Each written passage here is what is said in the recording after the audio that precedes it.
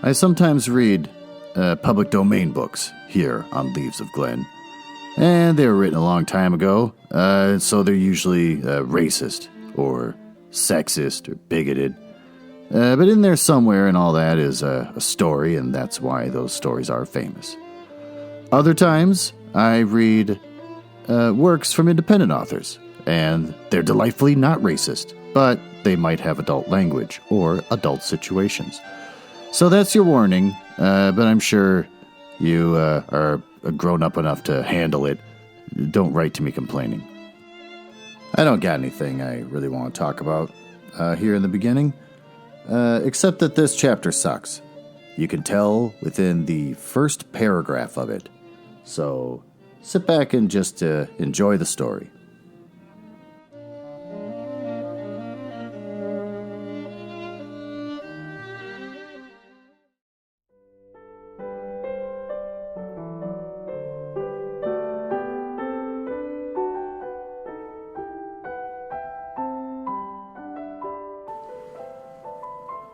Chapter 9. The Mariposa Bank Mystery. Suicide is a thing that ought not be committed without very careful thought. It often involves serious consequences, and in some cases, it brings pain to others than oneself. I don't say that there is no justification for it. There often is. Anybody who has listened to certain kinds of music, or read certain kinds of poetry, or heard certain kinds of performances upon the concerta will admit that there are some lives which ought not be continued. And that even suicide has its brighter aspects. Oh my God.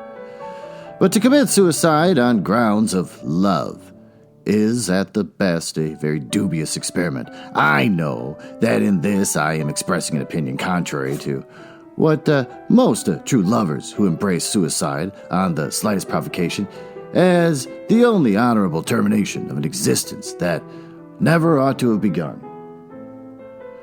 I quite admit that there is a glamour and a sensation about the thing which has its charm, and that there is nothing like it for causing a girl to realize the value of the heart that she has broken and which breathed forgiveness upon her at the very moment when it held in its hand the half-pint of prussic acid that was to terminate its beating forever.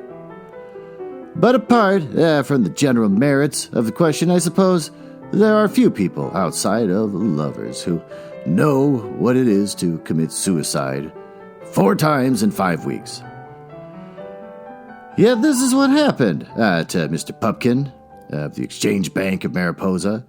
Ever since he had known Zena Pepperleigh, he had realized that his love for her was hopeless. She was too beautiful for him and too good for him. Her father hated him, and her mother despised him. His salary was too small, and his own people were too rich. If you add all that, he came up to the judge's house one night and found a poet reciting verses to Zena. You will never understand the suicide at once. It was one of those regular poets, with a solemn jackass face, lank, parted hair, and eyes like puddles of molasses. I don't know where he came from there, up from the city probably, but there he was, on the Pepperleigh's veranda that August evening. He was reciting poetry, either Tennyson's or Shelley's, or his own, you couldn't tell. And about him sat Zena with her hands clasped, and Nora Gallagher looking at the sky, and Jocelyn Drone gazing into infinity. And a little tubby woman, looking at the poet with her head falling over sideways. In fact, there was a whole group of them. I don't know what it is about poets that draws women to them in this way, but everybody knows that a poet has only to sit and saw the air with his hands and recite verses in a deep, stupid voice, and all the women are crazy over him. Men despise him and would kick him off the veranda if they dared, but the women simply rave over him. So Pumpkin sat there in the gloom and listened to this poet reciting Browning, and he realized that everybody understood it but him. He could see Zena with her eyes fixed on the poet, as if she were hanging on to every syllable. She was, and she needed to. She He stood it just about 15 minutes and then slid off the side of the veranda and disappeared without even saying goodnight. He walked straight down Oneida Street and along Main Street just as hard as he could go. There was only one purpose in his mind. Suicide. He was heading straight for Jim Elliott's drugstore on the main corner, and his idea was to buy a drink of chloroform and drink it and die right there on the spot. As Pupkin walked down the street, the whole thing was so vivid in his mind that he could picture it to the remotest detail. He could even see it in all type, in big headings in the newspapers the following day. Appalling suicide. Peter Pupkin poisoned. He perhaps hoped that the thing might lead to some kind of public inquiry, and that the question of Browning's poetry and whether it is altogether fair to allow its general circulation would be fully ventilated in the newspapers. Thinking of that, Pupkin came to the main corner. On a warm August evening, the drugstore of Mariposa, as you know, was all a blaze of lights. You could hear the hissing of the soda water fountain half a block away. And inside the store, there are ever so many people, boys and girls and old people too, all drinking sarsaparilla and chocolate sundaes and lemon sours and foaming drinks that you take out of long straws. There's such a laughing and talking as you'd never heard, and the girls are all in white and pink and Cambridge blue, and the soda fountain is of white marble with silver taps, and it hisses and sputters. Jim Elliott and his assistant wear white coats with red geraniums in them, and it's just as gay as gay. The foyer of the opera in Paris may be a fine sight, but I doubt if it can compare with the inside of Elliott's drugstore in Mariposa for real gaiety and joy of living. This night the store was especially crowded because it was a Saturday, and that meant early closing for all the hotels, except, of course, Smith's. So as the hotels were shut, the people were all in the drugstore, drinking like fishes. It just shows the folly of local option and the temperance movement and all that. Why, if you shut the hotels, you simply drive the people to the soda fountains, and then there's more drinking than ever. And not only of the men, too, but the girls, the young boys, the children. I've seen little things of 8 and 9 that had to be lifted up on the high stools at Elliott's drugstore, drinking great goblets of lemon soda, enough to burst them, brought there by their own fathers. And why? Simply because the hotel bars were shut. What's the use of thinking you could stop people drinking merely by cutting off whiskey and brandy? The only effect is to drive them to taking lemon sour and sarsaparilla, cherry pectoral and Coroca cordial, and things that they wouldn't have touched before. So in the long run, they drink more than ever. The point is that you can't prevent people having a good time, no matter how hard you try. If they can't have it with lager beer and brandy, they'll have it with plain soda and lemon pop. And so the whole gloomy scheme of the temperance people breaks down anyway. But I was only saying that Elliott's drugstore in Mariposa on a Saturday night is the gayest and the brightest spot in the world. Just imagine what a fool of a place to commit suicide in. Just imagine going up to the soda water fountain and asking for 5 cents worth of chloroform and soda. You simply can't, that's all. That's the way Pumpkin found it. You see, as soon as he came in, somebody called out, hello, Pete. And one of the others called, hello, Pup. And some said, how goes it? And others, how are you touching it? Oh, toughing it. Well, I'm not going in that direction. And so on, because, you see, they had all been drinking more or less naturally and felt jolly and glad-hearted. So the upshot of it was that instead of taking chloroform, Pupkin stepped up to the counter of the fountain and had a bromo seltzer with cherry soda. And after that, he had one of those aerated seltzers. And then a couple of lemon seltzers and a bromo fizzer. I don't know if you know the mental effect of a bromo seltzer, but it's a hard thing to commit suicide on. You can't. You feel so buoyant. Anyways, what with that fizzing of the seltzer and the lights and the girls, Pupkin began to feel so fine that he didn't care a cuss for all the Browning in the world. And as for the poet, to blazes with him. What's poetry anyway? Only rhymes. So would you believe it? In about 10 minutes, Peter Pupkin was off again and heading straight for the Pepperleigh's house.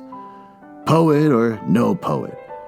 And what was more to the point, he carried with him 3 great bricks of Elliot's ice cream in green, pink, and brown layers. He stuck the veranda just at the moment when the browning was getting too stale and dreary for words. His brain was all sizzling and jolly with the bromo seltzer, and when he fetched out the ice cream bricks and Zena ran to get plates and spoons to eat it with, Pupkin went with her to help fetch them, and they picked out the spoons together. They were so laughing and happy that it was just a marvel. Girls, you know, need no bromo seltzer. They're full of it all the time. And as for the poet, well, can you imagine how Pupkin felt when Zena told him that the poet was married, and that the tubby little woman with her head on sideways was his wife? So they had ice cream, and the poet ate it in a bucketful. Poets always do. They need it. And after it, the poet recited some stanzas of his own, and Pupkin saw that he had misjudged the man, because it was dandy poetry, the very best. That night, Pupkin walked home on air, and there was no thought of chloroform, and it turned out that he hadn't committed suicide, but like all lovers, he had commuted it. I don't need to describe in full the later suicides of Mr. Pupkin, because they were all conducted on the same plan and rested on something the same reasons as above. Sometimes he would go down at night in the offices of the bank below his bedroom and bring up his bank revolver in order to make an end of himself with it. This, too, he could see headed up in the newspapers as brilliant boy banker blows his own brains. Blowing your brains out is a noisy, rackety performance, and Pupkin soon found that only special kinds of brains are suited for it, so he always sneaked back again later in the night and put the revolver in its place, deciding to drown himself instead. Yet every time that he walked down to the trestle bridge over the Ossawippi, he found it was quite unsuitable for drowning, too high, and the water too swift and black, and the rushes too gruesome. In fact, not at all the kind of place for drowning. Far better, he realized, to wait there on the railroad track and throw himself under the wheels of the express and be done with it. Yet, the Pumpkin often waited in his way for the train. He was never able to pick out a pair of wheels that suited him. Anyhow, it's awfully hard to tell an express from a fast freight. I wouldn't mention these attempts at suicide if one of them hadn't finally culminated in making Peter Pupkin a hero and solving for him the whole perplexed entanglement of his love affair with Zena Pepperleigh. That was a really long sentence. Incidentally, it drew him into the very center of one of the most impenetrable bank mysteries that ever baffled the ingenuity of some of the finest legal talent that ever adorned one of the most enterprising communities in the country. That was another long sentence. It happened one night, as I say, that Pupkin decided to go down into the office of the bank and get his revolver and see if it would blow his brains out. It was the night of the fireman's ball, and Zena had danced 4 times with a visitor from the city, a man who was in the 4th year at the university. He knew everything. It was more than Peter Pupkin could bear.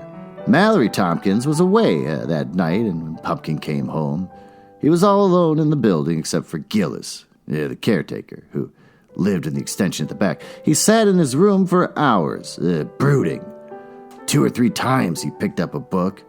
He remembered afterwards distinctly that it was Kant's Critique of Pure Reason, and tried to read it, but it seemed meaningless and trivial. Then, with a sudden access of resolution, he started from his chair and made his way down the stairs and into the office room of the bank, meaning to get a revolver and kill himself on the spot, but to find his body lying on the floor. It was then, far on in the night, in the empty building of the bank, it was still as death. Pupkin could hear the stairs creak under his feet, and as he went through, he heard another sound like the opening or closing of a door, but it sounded not like the sharp, ordinary noise of a closing door, but with a dull, muffled noise, as if someone had shut the iron door of a safe in a room under the ground. For a moment, Pupkin stood and listened with his heart thumping against his ribs. Then he kicked his slippers from his feet, and without a sound, stole into the office on the ground floor and took the revolver from his teller's desk. As he gripped it, he listened to the sounds of the back stairway and the vaults below. I should explain that in the Exchange Bank of Mariposa, the offices on the ground floor level with the street. Below this is another floor with low dark rooms paved with flagstones, with unused office desks, and with piles of paper stored in boxes. On this floor are the vaults of the bank, and lying in them in the autumn, the grain season, there's anything from $50,000 to $100,000 in currency tied in bundles. There is no other light down there than the dim reflection from the lights out on the street that lies in patches on the stone floor. I think as Peter Pupkin stood, revolver in hand, in the office of the bank, he had forgotten all about the maudlin purpose of his first coming. He had forgotten for the moment all about heroes and love affairs, and his whole mind was focused, sharp and alert, with the intensity of the nighttime, on the sounds that he heard in the vault and on the back stairway of the bank. Straight away, Pupkin knew what it meant as plainly as if it were written in print. He had forgotten, I say, about being a hero, and he only knew that there was $60,000 in the vault of the bank below, and that was paid $800 a year to look after it. As Peter Pupkin stood there listening to the sounds at his stockinged feet, his face showed gray as ashes in the light that fell through the window from the street. His heart beat like a hammer against his ribs, but behind its beatings was the blood of 4 generations of loyalists, and the robber who would take that $60,000 from the Mariposa Bank must take it over the dead body of Peter Pupkin, teller. Pupkin walked down the stairs to the lower room, the one below the ground with the bank vault in it, with as fine a step as any of his ancestors showed on parade. And if he had known it, as he came down the stairway in front of the vault room, there was a man crouched in the shadow of the passage, by way of the stairs at the back. This man, too, held a revolver in his hand, and, criminal or not, his face was as resolute as Pupkin's own. As he heard the teller's step on the stair, he turned and waited in the shadow of the doorway without a sound. There is no need really to mention all these details. They are only of interest, as showing how sometimes a bank teller in a corded smoking jacket and stockinged feet may be turned into such a hero as even Mariposa girls might dream about. All this must have happened at about 3 o'clock in the night. This much was established afterwards from the evidence of Gillis, the caretaker. When he first heard the sounds, he had looked at his watch and noticed that it was 2:30. The watch, he knew, was 3/4 of an hour slow 3 days before, and had been gaining sense. The exact time at which Gillis heard footsteps in the bank and started downstairs, pistol in hand, became a nice point afterwards in cross-examination. But one must not anticipate. Pumpkin reached the iron door of the bank safe and knelt in front of it, feeling in the dark to find the fracture of the lock. As he knelt, he heard a sound behind him, and swung round on his knees and saw the bank robber in the half-light of the passageway, and the glitter of a pistol in his hand. The rest was over in an instant. Pumpkin heard a voice that was his own, but it sounded strange and hollow, call out, "Drop that or I'll fire." And then just as he raised his revolver, there came a blinding flash of light before his eyes, and Peter Pupkin, junior teller of the bank, fell forward on the floor and knew no more. At that point, of course, I ought to close down a chapter or volume, or at least strike the reader over the head with a sandbag to force him to stop and think. In common fairness, one ought to stop here and count 100, or get up and walk round a block. Or at any rate, picture to oneself Peter Pupkin, lying on the floor of the bank, motionless, his arms distended, the revolver still grasped in his hand. But I must go on. By 7:30 on the following morning, it was known all over Mariposa that Peter Pupkin, the junior teller of the exchange, had been shot dead by a bank robber in the vault of the building. It was known also that Gillis, the caretaker, had been shot and killed at the foot of the stairs, and that the robber had made off with $50,000 in currency, that he had left a trail of blood on the sidewalk, and that the men were out tracking him with bloodhounds in the great swamps to the north of the town. This I say, and it is important to note that they knew at 7:30. Of course, at each hour went past, they learned more and more. At 8 o'clock, it was known that Pupkin was not dead, but dangerously wounded in his lungs. At 8:30, it was known that he was not shot in the lungs, but that the ball had traversed the pit of his stomach. At 9 o'clock, it was learned that the pit of Pumpkin's stomach was all right, but the bullet had struck his right ear and carried it away. Finally, it was learned that his ear had not been exactly carried away. That is, not precisely removed by the bullet, but that it had grazed Pumpkin's head in such a way that it had stunned him. And if it had been an inch or two more to the left, it might have reached his brain. This, of course, was just as good as being killed from the point of view of public interest. Indeed, by 9 o'clock, Pumpkin could be himself seen on the main street with a great bandage sideways on his head, pointing out the traces of the robber.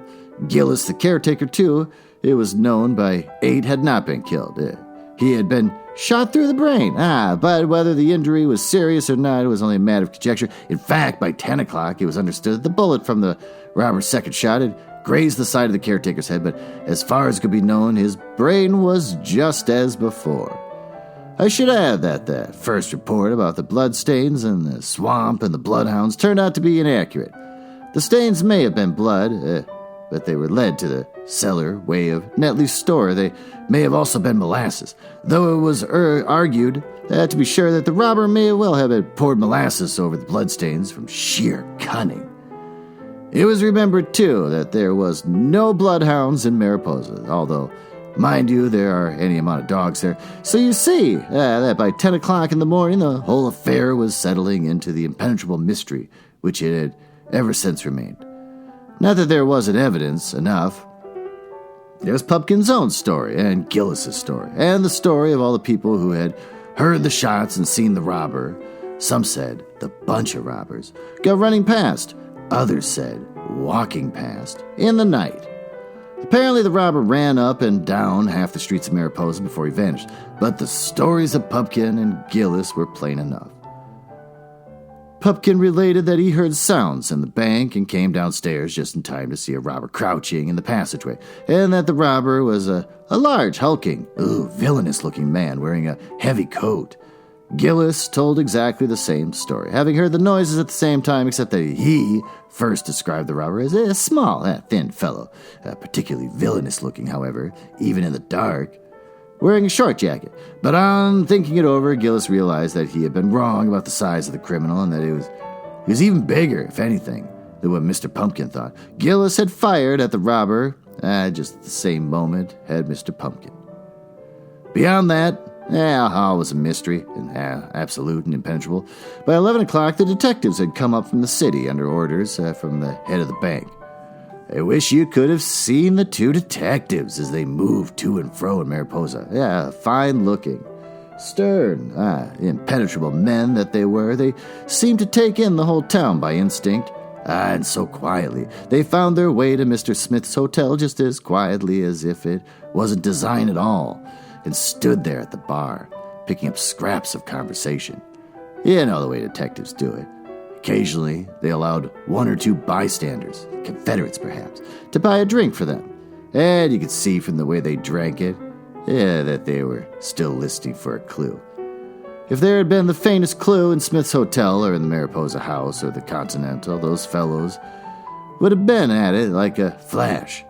To see them moving around the town that day, silent, massive, imperturbable, gave one a great idea of their strange, dangerous calling. They went about the town all day, and yet in such a quiet, particular way that you couldn't have realized that they were working at all. They ate their dinner together at Smith's Cafe and took in an hour and a half over to throw people off the scent. Then, when they got them off it, they sat and talked with Josh Smith in the back of the bar to keep them off. Mr. Smith seemed to take to him right away. They were men of his own size or near it. And anyway, hotel men and detectives have a general affinity and share in the same impenetrable silence and in their confidential knowledge of the weakness of the public. Mr. Smith, too, was of great use to the detectives. "Boys," he said, "I wouldn't ask too close as to what folks was out late at night. In this town, it won't do." When those two great brains finally left for the city on 5:30, it was hard to realize that behind each grand, impassable face, a perfect vortex of clues was seething. But if the detectives were heroes, what was Pumpkin? Imagine him. with his bandage on his head, standing in front of a bank and talking of the midnight robbery with that particular false modesty that only heroes are entitled to use. I don't know whether you have ever been a hero, but for sheer exhilaration, there is nothing like it. And for Mr. Pupkin, who had gone through life thinking himself no good, to be suddenly exalted, into the class of Napoleon Bonaparte and John Maynard and the charge of the Light Brigade. Oh, it was wonderful, because Pupkin was a brave man now, and he knew it, and he acquired with it all the brave man's modesty.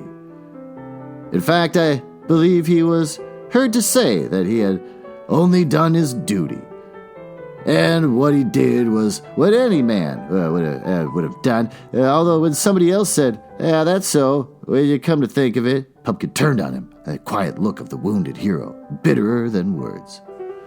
And if Pupkin had known that all that afternoon papers in the city reported him dead, he would have felt more luxurious still.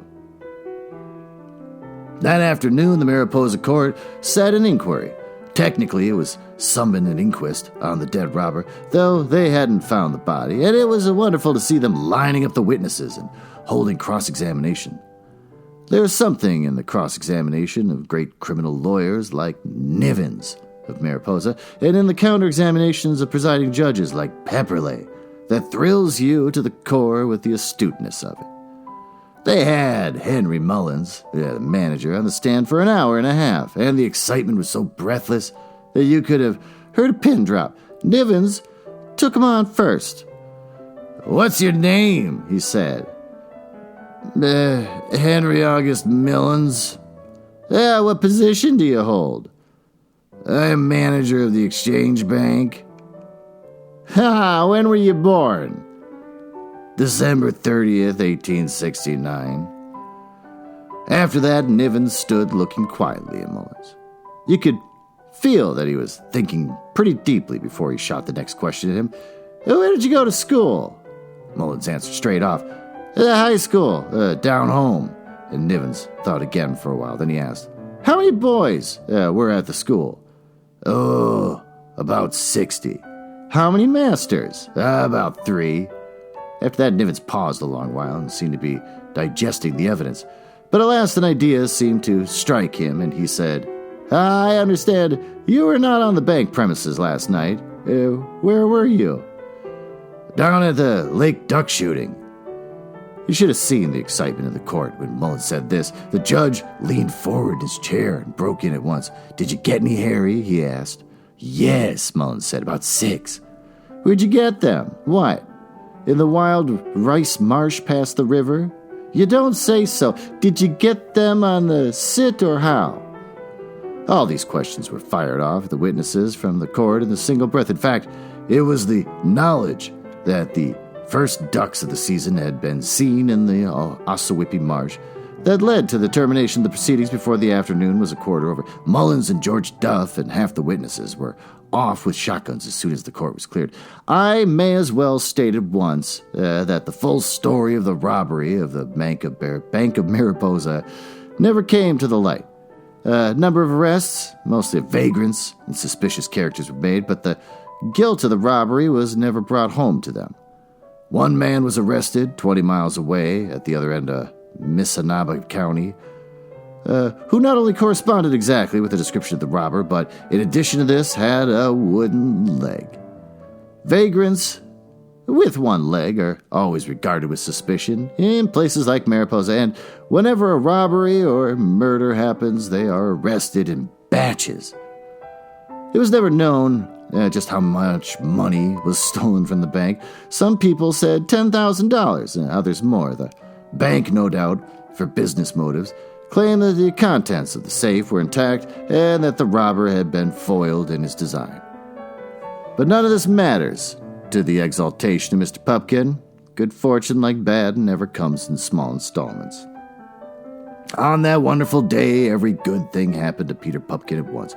The morning saw him a hero, and at the sitting of the court, the judge publicly told him that his conduct was fit to rank among the annals of the pioneers of Tecumseh Township, and asked him to his house for supper. At 5 o'clock, he received the telegram of promotion from the head office that raised his salary to $1,000. And made him not only a hero, but a marriageable man. At 6 o'clock, he started up to the judge's house with his resolution nerved to the most momentous step of his life. His mind was made up. He would do a thing seldom, if ever done in Mariposa. He would propose to Zena Pepperleigh. In Mariposa, this kind of step, I say, is seldom taken. The course of love runs on and on, through all its stages of tennis playing and dancing and sleigh riding, till by sheer notoriety of circumstance an understanding is reached. To propose straight out would be thought priggish and affected, and is supposed to belong only to people in books. But Pupkin felt that what ordinary people dare not do, heroes are allowed to attempt. He would propose to Zena, and more than that, he would tell her in a straight, manly way that he was rich, and take the consequences. And he did it. That night on the piazza, where the hammock hangs in the shadow of the Virginia creeper, he did it. By sheer luck, the judge had gone indoors to the library, and by a piece of rare good fortune, Mrs. Pepperleigh had gone indoors to the sewing room, and by a happy trick of coincidence, the servant was out and the dog was tied up. In fact, no such chain of circumstances was ever offered in favor of mortal man before. What Zena said? Beyond saying yes, I do not know. I'm not sure that Mr. Pupkin told her of the money, as she bore up as bravely so fine a girl as Zena would. And when he spoke of diamonds, she said she would wear them for his sake. They were saying these things and other things, ever so many other things, when there was such a roar and a clatter up Oneida Street as you'd never heard, and there came bounding up to the house one of the most marvelous limousine touring cars that ever drew up at his home, the judge, on a modest salary of $300. When it stopped, there sprang from it an excited man in a long sealskin coat, worn not for the luxury of it at all, but from the sheer chilliness of the autumn evening. And it was, as of course you know, Pupkin's father. He had seen the news of his son's death in the evening paper in the city. They drove the car through, so the chauffeur said, in 2 hours and a quarter, and behind them there was to follow a special trainload of detectives and emergency men. But Pupkin Sr. had canceled all that by telegram halfway up when he heard that Peter was still living. For a moment, his eye rested on young Pupkin. You could almost imagine, and had you not known that he came from the Maritime Provinces, that there were tears in them, and that they were about to hug his son to his heart. But if he didn't hug Peter to his heart, he certainly did within a few moments clasp Zena to it, in that fine fatherly way in which they clasp pretty girls in the Maritime Provinces. The strangest thing is that Pupkin Sr. seemed to understand the whole situation without any explanations at all. Judge Pepperleigh, I think, would have shaken both of Pupkin Sr.'s arms off when he saw him, and when you heard them call one another Ned and Philip, it made you feel that they were boys again, attending classes together at the old law school in the city. If Pupkin thought his chapter will not end. If Pupkin thought that his father wouldn't make it to Mariposa, it only showed his ignorance. Pupkin Sr. sat there on the judge's veranda smoking a corncob pipe, as if he'd never heard of Havana cigars in his life.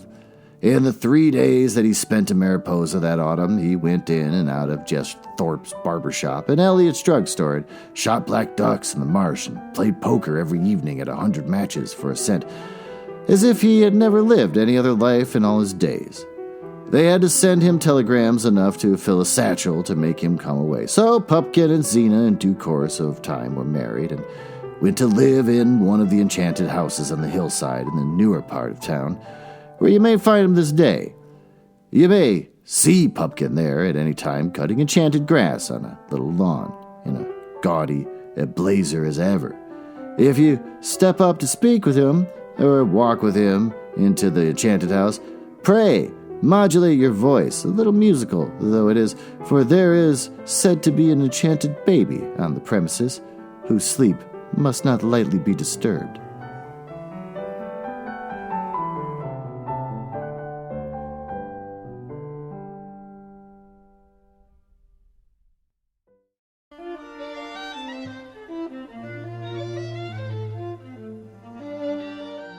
Well, what did we learn here today? we learn that apparently, according to this author, suicide is hilarious. People who are feeling bad enough to be driven to want to commit suicide do it for flippant and shallow reasons. So you can want to go poison yourself but get distracted because you drank too much soda. Or the water's too cold, or you don't know if you want to get run over by that kind of train. So apparently, something that serious is not a big deal to this person. It'd be a lot like if someone wrote a lighthearted and hilarious chapter dedicated to someone dying of cancer or something, and the long, horrible process it takes before that person finally goes away. So, pretty offensive to me. There's a story behind this chapter. I didn't even really initially want to say anything about this, but I feel like I owe it to the person to say it, that I had just recently lost someone to suicide. It was a good friend of mine that I care a lot about.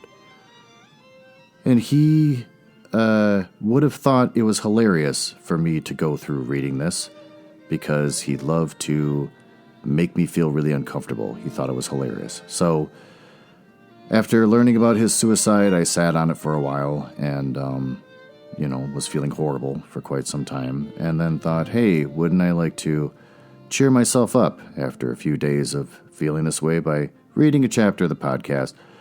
And I'm not kidding. I turned on the Kindle, read the chapter title, seemed innocent enough, read the first paragraph, and my jaw just dropped. What are the odds that something this horrible would come right after that? I don't know how supernaturally minded I am, but if there is a way for him to influence things here on Earth from his position, he would have done that on purpose. So, still put it down. Still didn't want to read it. Definitely didn't want to even finish the book, because that's really annoying, and I was pretty pissed off. But he would have wanted it. He definitely would have thought it was hilarious. So, and I really didn't want to mention anything about this at the end, because it took me a few tries to read the chapter and still have Mr. Goodtimes sound going on as I read it. But I did it, and it feels weird. And then I didn't even want to bring him up, because it sort of cheapens the experience, I guess. He means a lot more to me than how he died. And I didn't want to slap that on a podcast and wave around saying, hey, everyone, look at me. But I couldn't get around it. The chapter was creepy and horrible, and that is absolutely something he would have want to put me through. So I hope you're happy, D.